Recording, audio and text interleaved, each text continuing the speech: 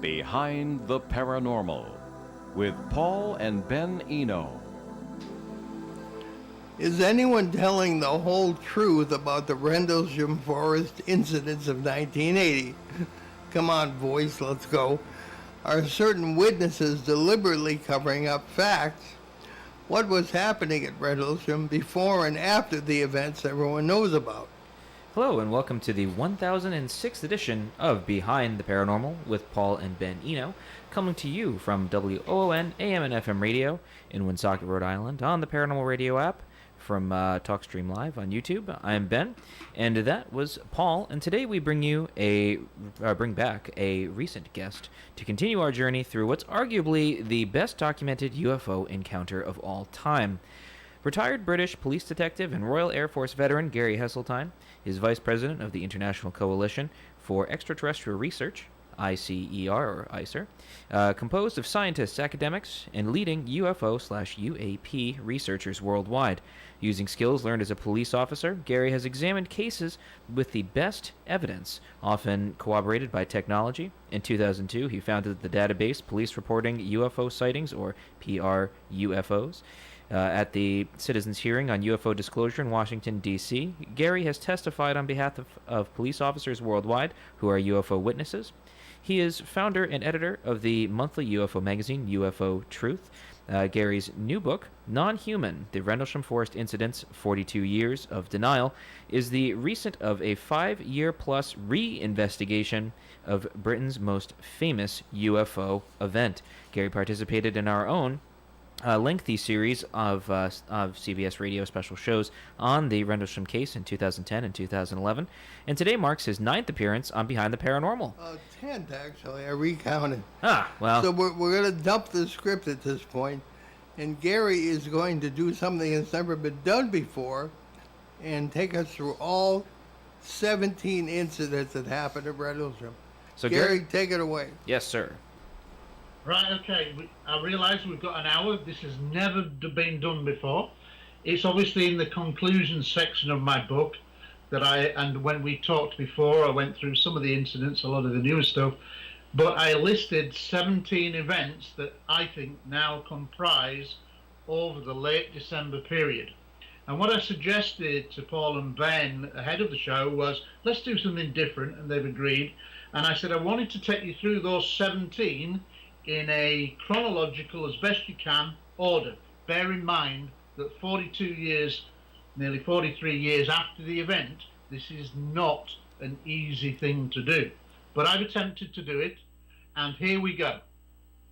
All right, and so what we have, we're going to look at 17 cases. The first one is actually pre-Christmas, okay? Pre-Christmas. And the pre-Christmas one occurs on the 23rd of December. Then we're going to look at 13 what are as best described chronological, as best we can work out, based on the eyewitness testimony, fitting it in with what we already know and expanded on what we know. And then there are 3, the final 3, that are in a sense, you can't put a certain date on them, but they're within that cluster. They're within the late December period. So you've got 1 pre-Christmas, 13 in a fairly straightforward chronological, and then you've got 3 that could be any of the last 2 or 3 nights of activity. And you'll see what I mean. Okay, so let's sit back and let's try to do something different, and hope I can do it in an hour. Okay, 23rd of December. Nobody has ever heard of 23rd of December. And what that basically refers to is an airman called Steve Wagner. And Steve Wagner and a colleague were sent to the East Gate. Most people who know the case will be familiar with the East Gate as a kind of an integral part of many of the starting points or connected with the case. So, Steve Wagner, who'd had an earlier sighting during 1980, had been told, in a sense, do not bother us about these sightings, so he decided if ever I see anything again, I will not report it because I was given a hard time. He is sent to the East Gate with a colleague, a US Air Force Security Police colleague, to speak to a US security police officer who's on the gate. Now, this is interesting in itself because the gate at Eastgate wasn't routinely manned. So why there was a security police officer on the 23rd, and he's pretty adamant it's before Christmas, based on his shifts, is unknown. But let's take it that he's right. So it's the 23rd, it's his event. And he says he's sent there because an airman, US Air Force Security Police, has rang in to Central Security Control, and he's been scared by something that's landed or come down in a clump of trees near to the East Gate. Now, those familiar with the East Gate will know that the forest now is at the end of the East Gate Road, which is approximately 300 metres from what would be then the old East Gate in 1980, along to the bottom of the road where it meets with the public country road, and the forest is basically behind. But in 1980, there were many more trees that hadn't been blown down in the late storm of 1987, which destroyed 90% of the forest. And basically, those were still there and very close to the East Gate. And he'd been spooked by something that had either landed, crashed, or whatever near the East Gate, but approximately only 150 metres. Now, nobody had ever talked about anything as close to that at the East Gate. So if you had your back to your East Gate, you're looking at 45-degree angle to your right, 150 metres where there were clumps of trees then, and this security police officer had been spooked. He didn't want to go out there, he was scared, didn't want to be left alone. So anyway, they say we'll go investigate.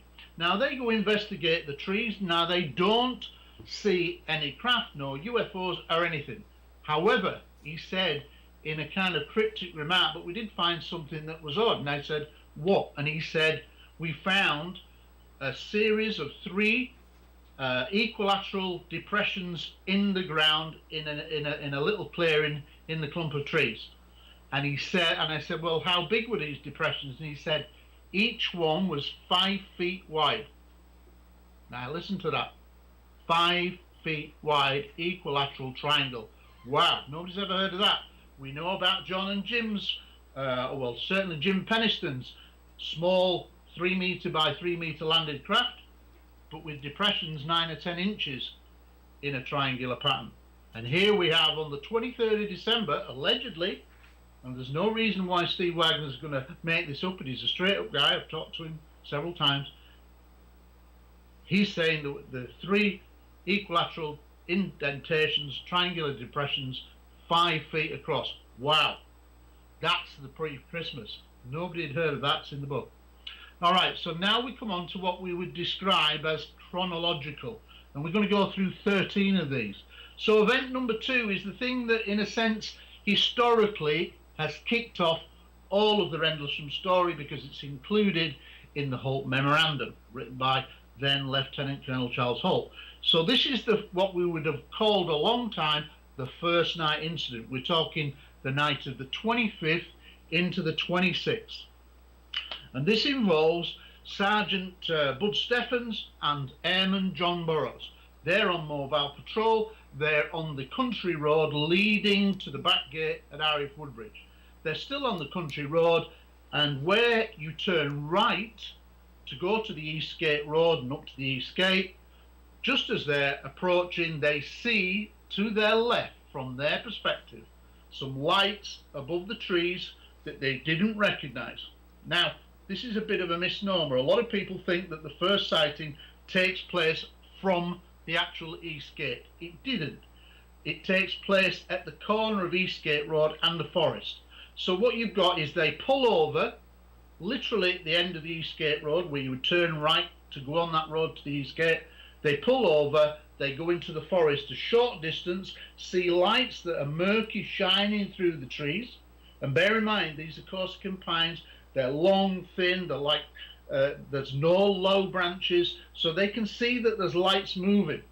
Now, here's the thing, they get out the vehicle, they go in a few meters. I think they kind of get spooked, and certainly Sergeant Steffens, Bud Steffens, gets spooked by these strange lights because they can't identify them.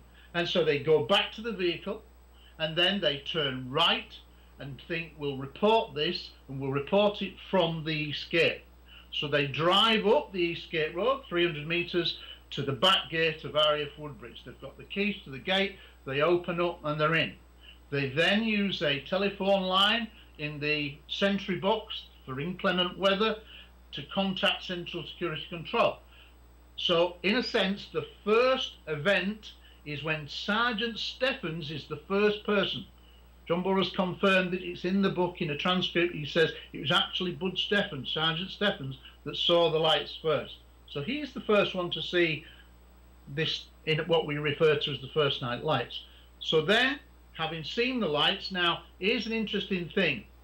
Having got out the vehicle, they returned to the vehicle where they were going to drive to the Eastgate. However, what really frightened, it would seem, Sergeant Stephens, is that when they got back in the vehicle, a white light sphere, whatever you want to call it, was now not over the trees, it was now sat on the roadside, low to the ground, approximately 20-30 metres away, up the road. And that kind of frightened him, as it would do. And so he then, was keen to get back to the sanctuary of the Eastgate and the base. So they go to the base. They then use the phone. So that's the incident, the second incident. Okay? Then we go to the third incident. Now bear in mind, incidents are broken down by time differences. So you get in the vehicle, there's then a time difference. Then they drive up to the gate, they go in, they make telephone call. They then request backup. And this is where Sergeant Peniston and Ed Kabanzak, his driver, turn up a few minutes later. So this is a time difference. And what I'm saying is the third incident is literally by the Eastgate, Jim Peniston and Ed Kabanzak, his driver, turn up in a vehicle. They speak to Bud Stephens, they speak to John Burroughs, and John Burroughs and Bud Stephens say, look at those lights, pointing down the Eastgate Road to approximately 300 metres away, where strange lights, undetermined lights, could be seen above the forest canopy and slightly through the trees. So they then become a third part of this first incident, because they then turning up, it's minutes later, there's a break in time, hence why it's a different timed event. So you have new witnesses in the form of Ed Kabanzak, and you have Jim Peniston, who were there with Burroughs and Bud Stephens, and they corroborate the fact that there's something strange above the lights. Jim Peniston is thinking, despite being told by Bud Stephens that it landed, it didn't crash, despite that, Jim Peniston thinks we're dealing with a possible downed aircraft. A logical assumption, I guess. But he ignores what Bud Stephens said. He's thinking it's a downed aircraft, accident or whatever. So that's the third incident. So they ring up the phone, and then they go, can we go and investigate? Now, Bud Stephens, the sergeant, is so scared by what he's already seen, he said, I don't want to go back out there. This is the sergeant. So, Jim Peniston, John Burroughs and Ed Kabanzak go out on mobile from there, get permission. So they go off on mobile down the Eastgate Road, 300 metres. They then turn right. There's some speculation about whether they turn right or left. I believe they turn right a short distance. Actual distance, we're not sure. The layout of the forest is different. But then they take a left turn into the forest and go up what would have then been a single track, okay? And they go as far as they can go to where they can't go any further because of the trees blocking the path.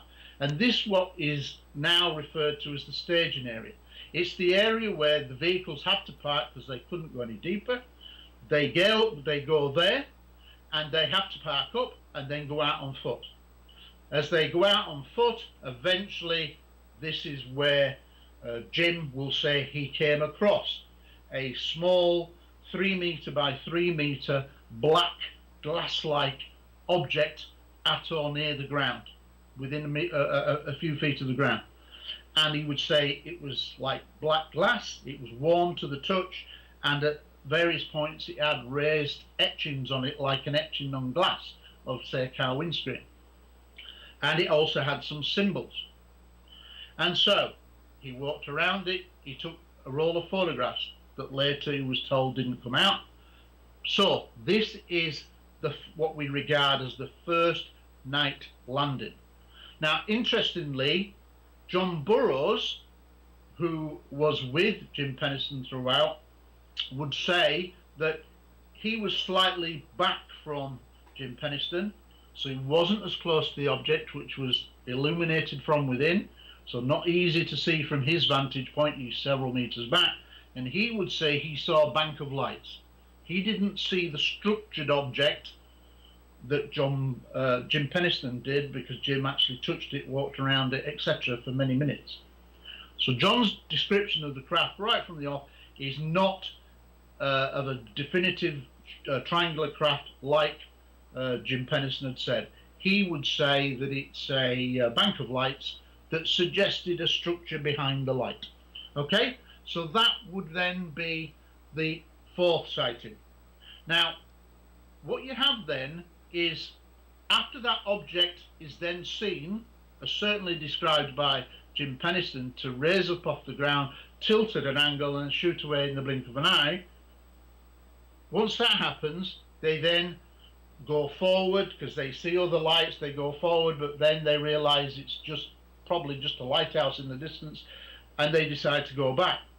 Interestingly, the fifth sighting would be as they're walking away from the forest, back, or through the forest, back towards the staging area where they've left the vehicle.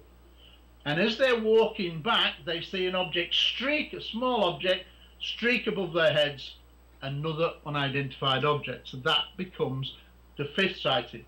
Now, Ed Kabanczak, by the way, the driver, will kind of argue, he hasn't gone on the record for the book, but what he's said in interviews where he has been interviewed on camera and comments that he's made, he would say that he actually saw the craft on the ground, got closer to it than what certainly Jim Penniston would say. Jim Penniston would say that he kept Ed Kabanczak further back to act as a radio relay because the signal was breaking up in the forest, which was probably true because the radios weren't great at the time, and plus maybe the atmospherics that were being affected by what was in there. From Ed Kabanczak's point of view, he would say that he saw craft, and he may have been with them. I don't rule it out that he may have been with Jim and John as they walked back to the staging area. It's not clear, but at least two of them, Jim and John, see the other object streaking above. Now, this is away from the lighthouse, interestingly, so it never could have been the lighthouse, could it? Because it's going the wrong direction. But anyway, the skeptics out there have fed on this for a long time. Time to put it all to bed. So in a sense, what you then have in that, what we would class as night one of 4 consecutive nights, that I now believe are 4 consecutive nights, not 3, there are actually 4 incidents there. So we've gone through 23rd of December, Eastgate, Stephens and Burroughs. Then we've got Penniston, Burroughs, Stephens and Kabanczak, all at the Eastgate seeing it. That's 3. 4, Jim Penniston into the forest. They see a craft on the ground. John Burroughs sees lights suggesting a structure. Then the last one is Jim Penniston, John Burroughs. This is the 5th event, and possibly Ed Kabanczak on the way back to the staging area see a light streak above it, unidentified light. So that's night 1. So we're already now coming to number 6, and we're not doing bad time. Okay, so a long time we didn't know really anything about what we would consider now the second night. For a long time, according to the Holt Memorandum, there were just 2 nights, set literally 48 hours apart. Okay, the John and Jim, which was popularly thought of as the landed craft, and then Holt's night. All right, we now know over time, through Laurie Bowen, who was a US security police officer at the Eastgate, on what we believe is the night of the 26th into the 27th of December. She's deployed at the Eastgate. She sees a flaming object descend into the forest in front of her. She uses a phone box, inclement weather, sentry telephone, rings it into Central Security Control and says something has gone down in the forest. And it turns out that the first person who was able to respond is one of the shift commanders, Lieutenant Bonnie Tamplin, a young female, black female officer, very popular, well respected, promising career, and she happens to have just left RAF Bentwaters, which is approximately 4 miles distant away from the twin base complex, and basically the forest is in the middle between Bentwaters, the forest, and then Woodbridge. So she's travelling, as it happens, on a rural country road. The next thing, in a sense, that we knew for a long time is that Laurie Bowen and John Drummond Torsey, another US security police officer, have gone on the record to say that they suddenly hear, a few minutes later, Bonnie Tamplin screaming over the radio, something akin to, "Bobby, Bobby, help, help, help," and she's terrified over the radio. We didn't know what it was for a long, long time. However, now we do, thanks to Michael Stacey Smith. We talked about it in the first show. So let's find out in a brief. She's on that country public road, en route to investigate a light seen going into the forest near Eastgate, as reported by Laurie Bowen. As she's driving along, this is what we now believe that has happened via Airman Michael Stacey Smith. A beach ball size object, glowing object, red glowing object, comes at hedgerow height and flies alongside her vehicle. Can you imagine that? On a rural, lonely country road. She's terrified. She loses control of the vehicle, and she ends up losing control and rolling it into a ditch. The vehicle turns on its side. She clambers out, and the object, the beach ball size object, has stopped and is looking down at her. She is so terrified that she picks up her weapon and starts firing. Bang, bang, bang. Then the object leaves.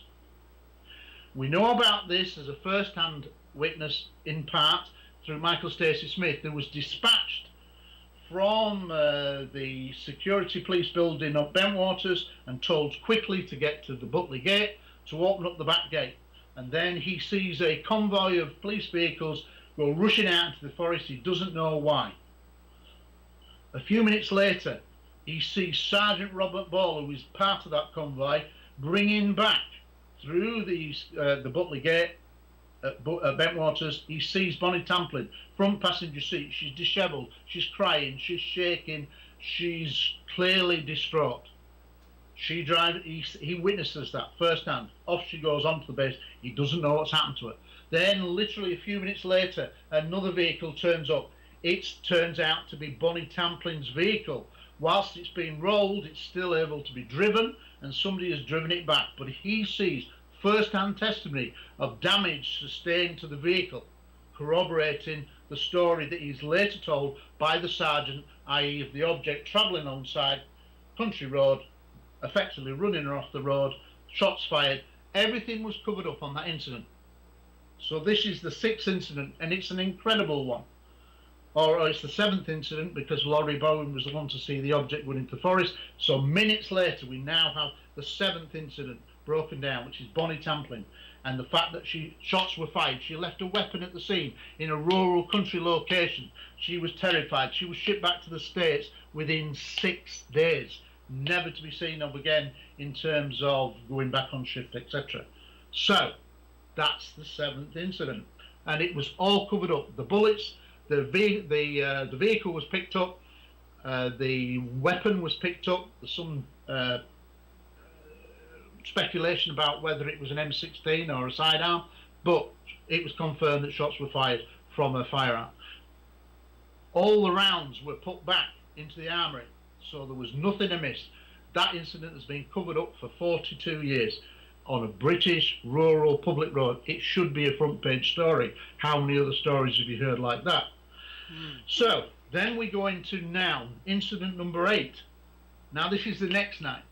This is going to be what would be the precursor to what we would call the Holt Night, which has long been regarded as the Holt Night, the 3rd night of activity. So we're talking the 27th into the 28th. And here we've got, now there's some discrepancy here, and the date could be wrong, but at the last junction, last comment by Munro Neville, Sergeant Munro Neville, who was part of Holt's group, he said that it's Saturday the 27th when Lieutenant Bruce England comes to his door, his home, knocks on his door and says, Colonel Conrad would like you to accompany me and go out into the forest because of some strange activity. Off he goes.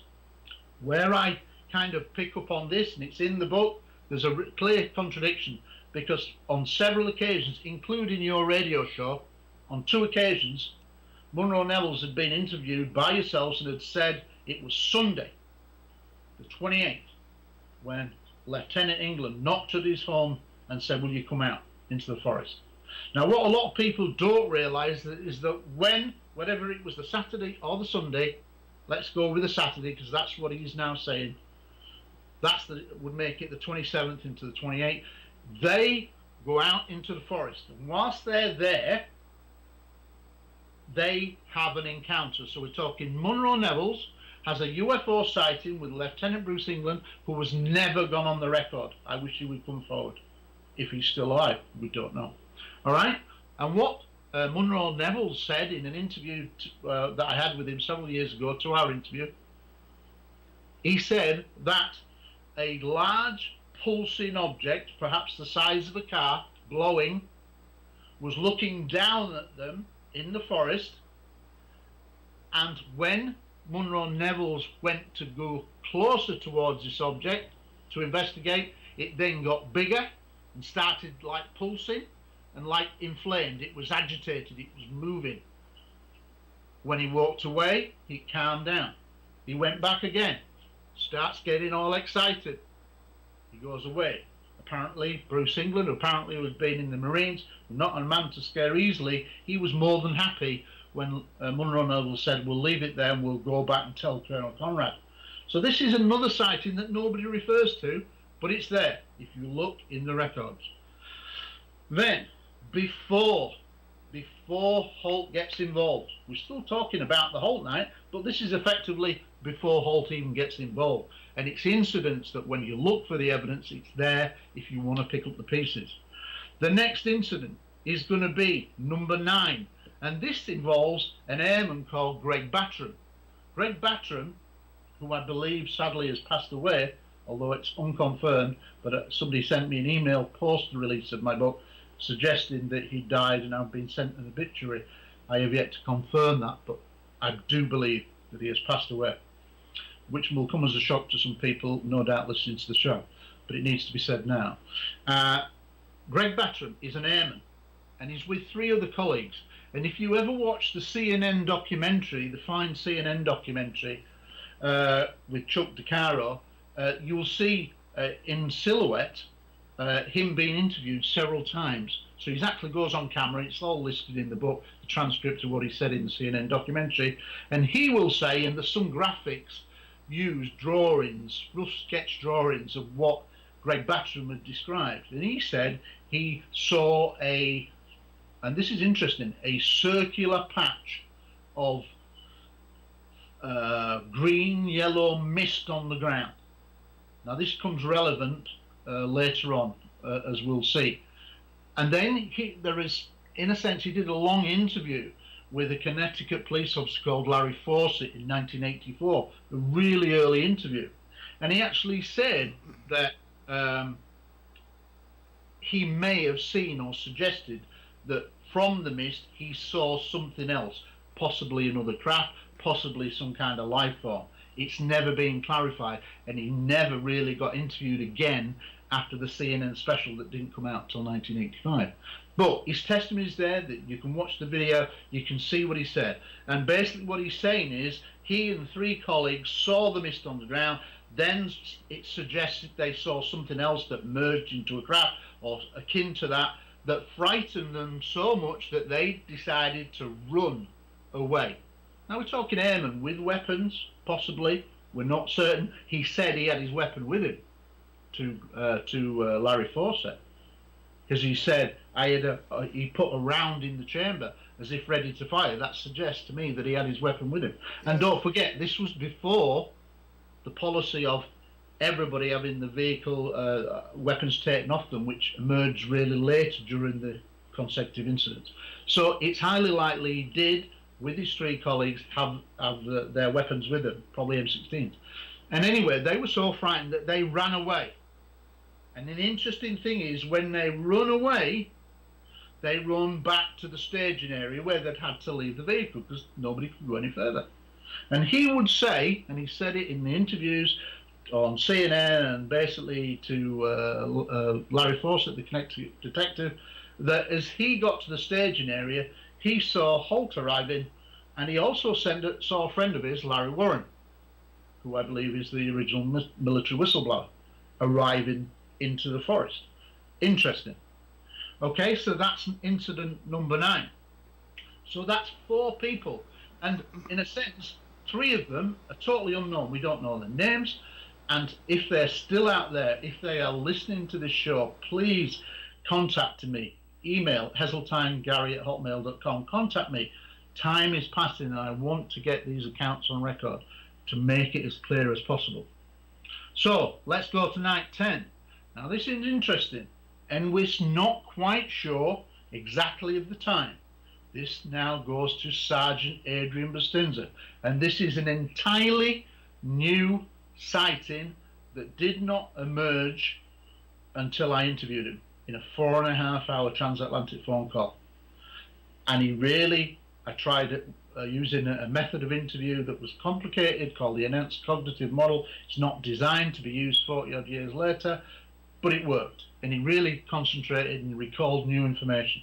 And he recalled this incident. This is before Holt and the others arrived. He said he was on mobile patrol. He was called the NCOIC, which meant that he was on a mobile roving patrol. He was the gopher. So if the colonel or Lieutenant Colonel Holt said, "Go and get me more light holes," he shot away and did what was asked of him. He was the one who could get coming, going back, coming and going back. And it's in this series of times that he'd left and gone back to the forest, left and then come back to the forest, that this particular incident happens. And it happens with Holt still at the staging area.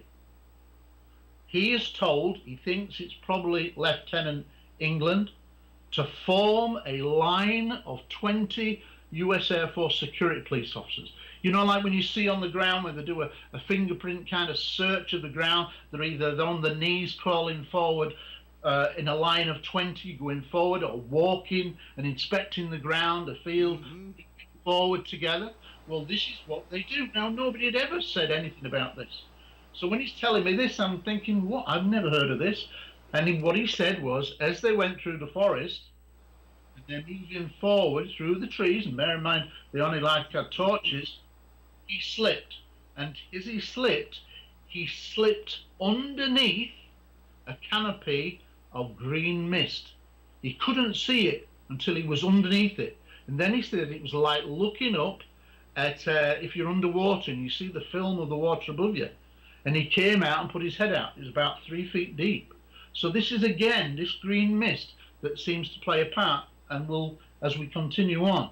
All right. So he said that as they go in the forest, initially they see one object moving between the trees, skidding around real fast. And then he said there was an explosion, and there was 7 or 8 different objects racing around, multicolours, all through the trees, just above the trees. A spectacular sighting, as good as any, that nobody knew about until he was questioned thoroughly. So that's another incident. And he would say that he was one of 20. Who else saw it? God knows. But that's incident number 10.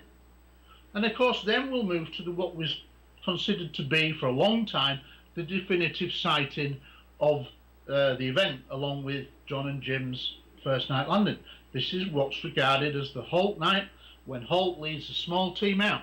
Now, here's the interesting thing. Holt leads a team out that includes Sergeant Adrian Bustinza. Remember that. He is one of the 5 who are out for 4.5 hours, according to Holt's audio tape. And then they come back, having seen, initially they go to the first night landing site. From there, they see a light that's dripping like what looks like molten metal. It's a fiery red spherical object, glowing. Looks like it's got molten metal dripping off it. They follow it through the trees. They then see it for the first time clearly across the open farmer's field, which is approximately 200 meters away. Across the other side, and there's a farmhouse, and it's to the left of the farmhouse. This is important because geographically, I was stood with him for the UFO Hunters program in December 2007, when I stood with him by his marker tree, and there's no big oak tree there, that's his marker, and it's virtually opposite the farmhouse, and he said the object was low to the ground, casting a red glow into the left side of the farmhouse. It looked like it was on fire. It was that intense. They looked at it through a starscope, an early night vision, and they could see a pulsating object through the night vision, like a starscope as they called it. Now the interesting thing is, all those people, the skeptics, will say it was the lighthouse, which was always ridiculous. The lighthouse was clearly visible to him, pulsing every 5 seconds, way off to the distance on the right of the farmhouse. So that's the key point, in that definitely wasn't the lighthouse. They then follow the object. They cross the farmer's field. They cross a creek, which then in 1980 was quite high in water. They cross up into another field, and he pointed out to me this incident, and because it's continuous, there's lights continuous basically, I've included it as one part. It's the one part in these different breakdowns that allow to be continuous, because effectively strange lights are seen all the time once they begin, but just in different locations. So they cross the farmer's field, they see objects to the north, no objects to the south. Then the object from the south comes at them at high speed. They're in another farmer's field, not the second farmer's field as regularly being identified. Holt pointed it out to me personally, and it's the one to the right of what was called the second farmer's field, up the creek into a slightly raised field, and an object comes and stops at their feet, or stops above them at about 1,000, 2,000 feet, shines a beam down, 15, 20 seconds, then it goes off. And then effectively it goes back into the sky. Still lights moving around, angle turns, high speed, really one continuous kind of series of UFO events. Can't be the lighthouse. After 4.5 hours of trudging around, according to Holt and the audio tape, he decides to take them back in, the cold and wet. Given what they were witnessing, I find it incredible that they got cold and wet and just said, oh, well, we'll just leave it while it's still going on. Beams were still being shone down to the ground. He describes it on the audio. Why he went back in is a mystery to me, because it's so unlike, they could have been under attack, who knows what it was. Why would you go in? You just don't call time just because you're cold and wet. You're in the military, you stay out for as long as it takes. But anyway, that's by the by. They decide to come back in. So they all go back to the staging area. Now, waiting patiently, and has happened during and parallel to the time when Holt was out there, John Burroughs had managed to get a lift in from Ipswich, which was about 11 miles away. He was off duty. He managed to get a lift in. He'd heard on the grapevine that something was happening in the forest. He wanted to get out there. Early on in the audio tape, you hear someone asking for permission for John Burroughs to come forward and join Holt's team, and he says no, later. Anyway, so John Burroughs is at the staging area. Now, this is a mystery to me, because I think the staging area would have had many, many people still milling around. Because don't forget it, this is not orderly. This is chaos. Nobody really knows what's happening. A lot of airmen have been told, security police officers have been told to stay there. This is not a just leisurely, it's not organised, it's a bit of chaos. John Burroughs is there. But he will say in a documentary, and it's pointed out in the book, that he saw l'object streak towards one of the light holes that were in the staging area, because they'd had problems with the light holes that wouldn't light up, even though they'd been checked at the motor pool. When they got out into the forest, it mysteriously wouldn't work. Then, basically, he says he sees a small object pass through the windscreen of an open police vehicle, and as it did so, that one of the light holes suddenly illuminated for about 10 seconds as the object was passing through the police vehicle windows. Like, just pulsed up and then died. Object goes. That's another incident. So in a sense, we're now looking at incident number 12. Then, of course, Holt comes back with his team. John Burroughs is still there. He still wants to go out in the forest. And as Holt comes back, he goes over to Holt and says, can I go back out there now you've come back? Holt was reluctant, but he said, yeah, okay. John Burroughs says, Sergeant Bustinza, would you come with me? And I'm sure Adrian Bustinza must have thought, why me? Having just come back in. But anyway, he agrees to go back out. Approximately a few minutes, literally a few minutes later, after going out into the forest, and it doesn't appear to be the farmer's field, it appears to be a pathway near to the field. We're not quite sure where. Adrian Bustinza will say he feels as if he's being pushed from behind, like kicking his legs out, and he falls forward onto his knees. As he falls forward, putting his hands out, suddenly John, who was in front of him several meters, is engulfed in incredible bright light, to the point where he can hardly see John. But part of the beam of the light touches Adrian Bustinza's hand and his groin area, like the shaft of light. Later on, he has medical problems that he still has as a result of what he thinks is that light, some kind of radiation, I suspect, had affected him. He's still got medical issues regarding where the light touched him. John, who we know went on to have life-threatening injuries and got paid out by the VA to get his pension for injuries that were believed to be related to Rendlesham, he's leaning forward on the ground and he's looking forward and he sees John engulfed in an intense bright light. It's so bright he can hardly make out John, but John is 6'6", he's a huge guy. But then, interestingly, he says to me during the 4.5-hour transatlantic call, to the left of John, there is some kind of figure, smaller. To the right of John, there is another smaller figure, John in the middle. Then they come back to the staging area. And this is interesting. Colonel Holt is waiting for them. Now, according to Adrian Bustinza, he will say that he and John were gone for no more than 10 minutes. However, when they get back to the staging area after this incident, Colonel Holt, or Lieutenant Colonel Holt at the time, is furious with them. Where have you been? You've been gone 40 minutes. So we have a time discrepancy. According to Adrian Bustinza, it's 10 minutes. According to Colonel Holt, it's nigh on 40 minutes. A time discrepancy that we could associate possibly with missing time and a possible abduction scenario. But we clearly have a possible entities seen either side of John Burroughs engulfed in the light. Okay, so that's incident number 13. Wow, we've got 4 left. All right, now what emerged through the 4.5-hour interview is that Adrian Bustinza had said things over the years.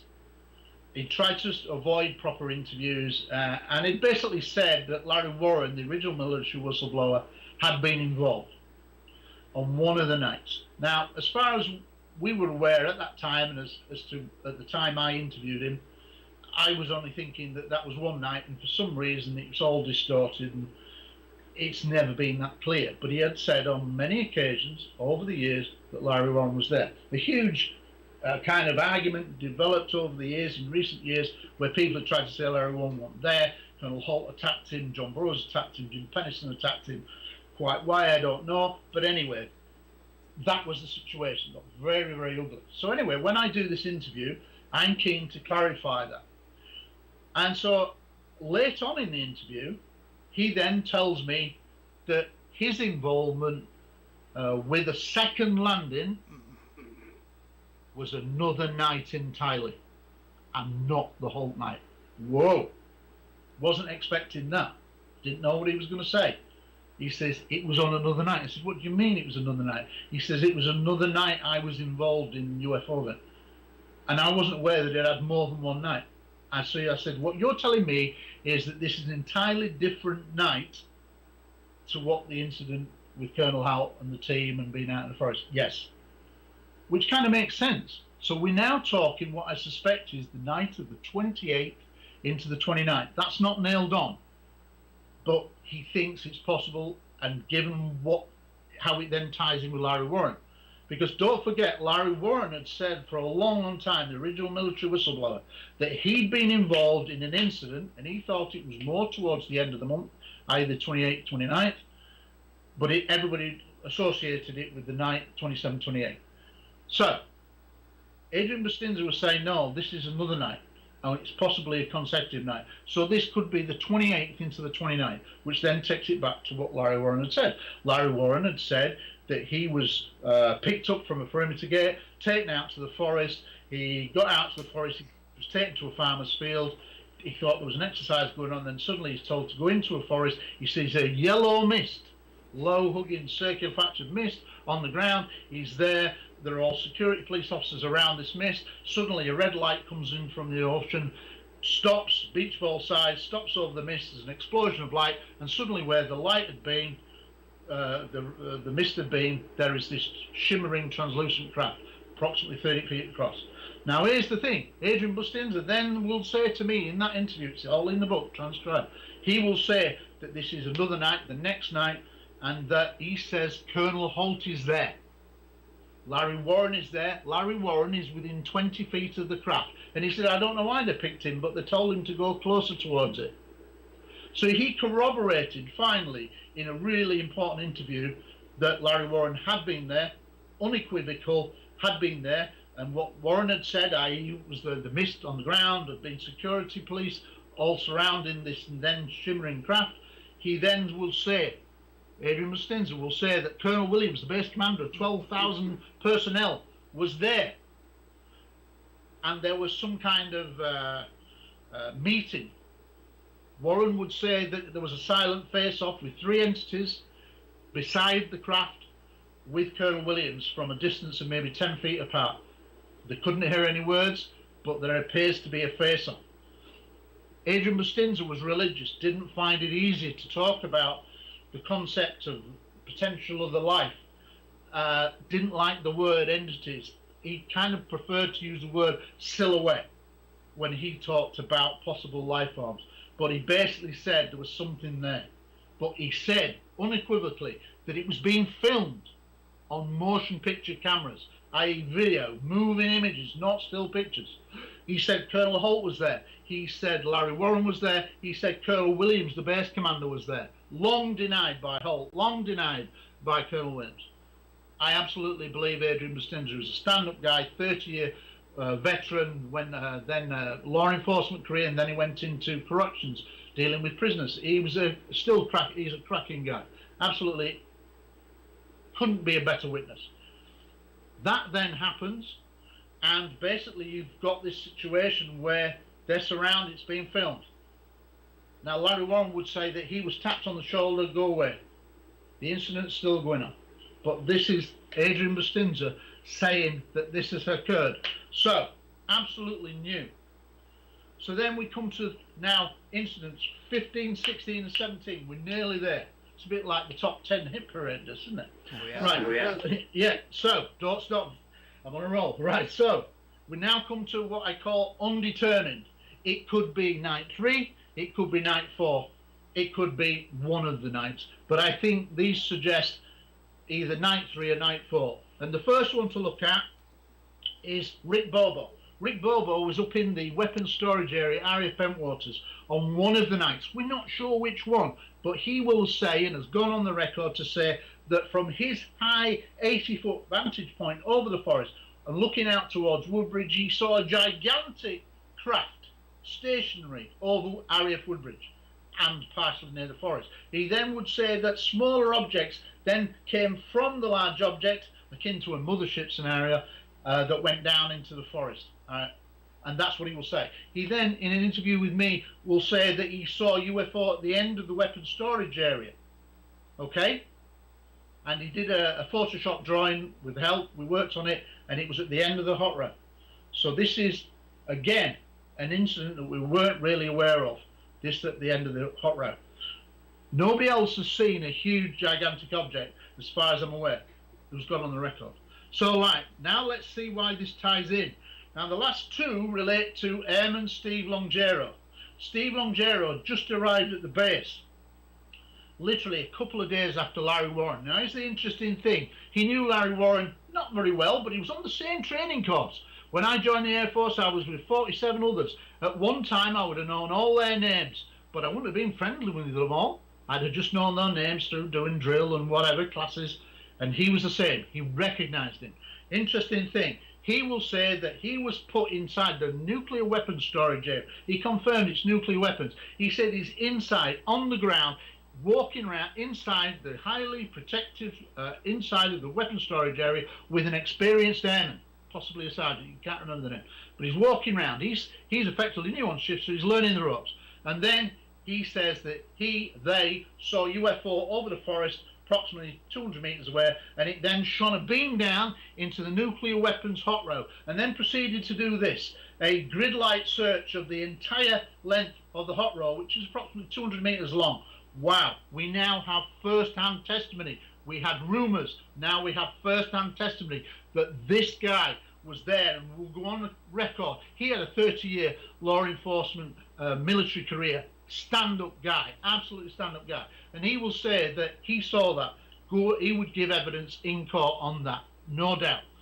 Stand-up guy. He says he saw the beams, and then he said the beam went off and the object shot off towards Rendlesham Forest. Now, because there was all panic going on, and by the way, I've missed something, all the alarms came on. Holt says, no, we'd have known about that if the alarms come on. According to Steve Longeri, and why would he lie? He said all the alarms and whistles went on. All the lights went up in the weapons storage area. So question, who is lying? I know who my money's on.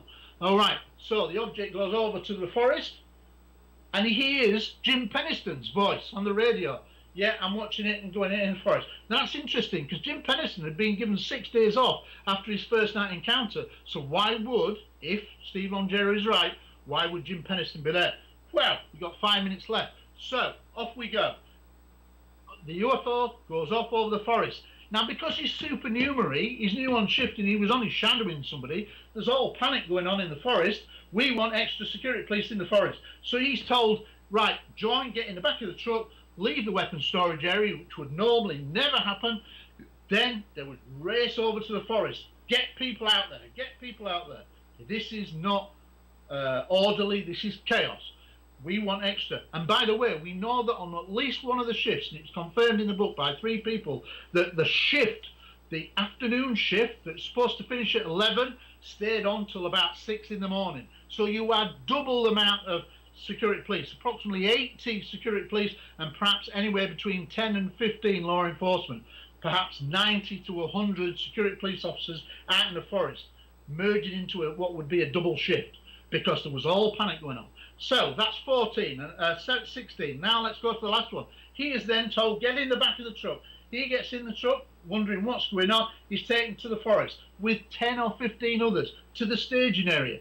From there, he says this, Sergeant Peniston takes his group, he shouldn't have been there, Sergeant Peniston takes his group out into the forest near to the landing, or initial first night landing site, and guess what, just before they get to the first night landing site, they see an object above the trees, unidentified, looking down at them, and he describes it as reddish green, pulsing, brilliant light, and it was watching us, looking down at us for about 10 minutes. They observed it, and then it shot off.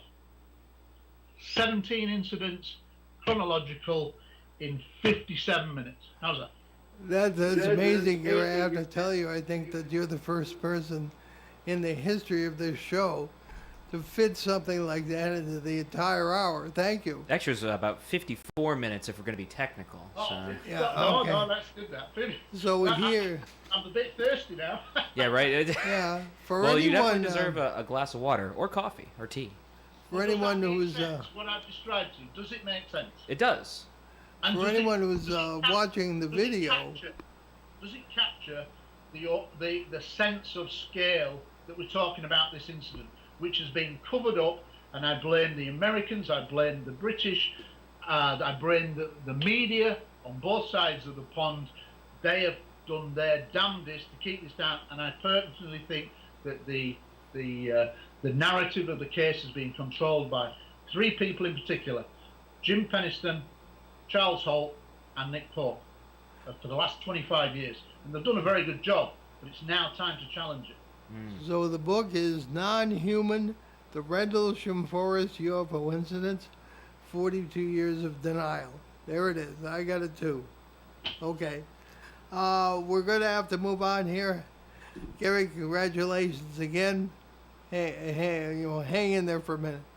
Okay, I think, what do we have next week, Ben? So, next week we have a very interesting show we have lined up for you. That's July 30th. The great Mark D'Antonio, astronomer and UFO researcher, will be back with us to talk about the populated universe. And it's been a while since we've had him back on the show, and he's a very close friend of ours, and it's been too long, if you ask me. Well, not really. It was a few weeks ago Oh, it's for true, a yeah, he was on 1000th the show. Well, it's been too long for me. Okay.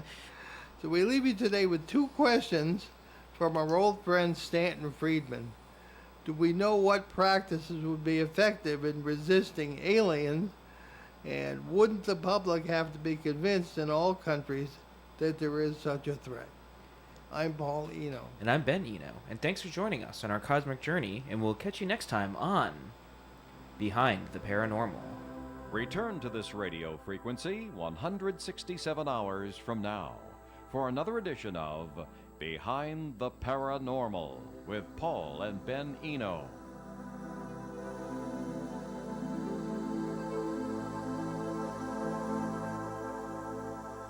Broadcasting live and local daily